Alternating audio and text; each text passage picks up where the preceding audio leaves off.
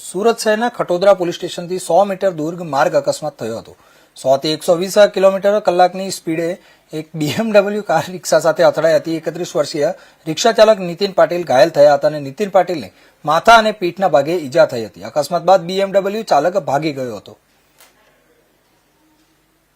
गाड़ी थी dark blue colour था, 100 स्पीड के ऊपर क्या था और एक सीरीज गाड़ी थी, आई थिंक एक सीरीज होगी. आपने नंबर प्लेट कुछ नोट किया था? कुछ नंबर રફમાં હતો. આગે બી એસા ही है. આગળથી જ ફાસ્ટમાં આવતો હતો. અહીંયા રિક્ષા નોર્મલ ચાલતી હતી. રિક્ષામાં ટચ કરીને ગાડી સ્લો કરીને પછી ફરીથી સાઈડમાં જઈને પછી પિકઅપ કરીને અહીંયાથી સાઈડમાંથી ગયો. એ અહીંથી નહીં આગળથી કોઈ લાઈવ જોઈ હતી રિક્ષાને ઠોકી? જુદી જોયો હતો. હા, 150 રિક્ષો 3 વાર પલટી ખાધું છે. આ ભાઈ અહીંયા જ પડી ગયો તો અહીંયાથી આ રિક્ષો પલટી ખાતો તો ત્યાં જઈને પડ્યો છે.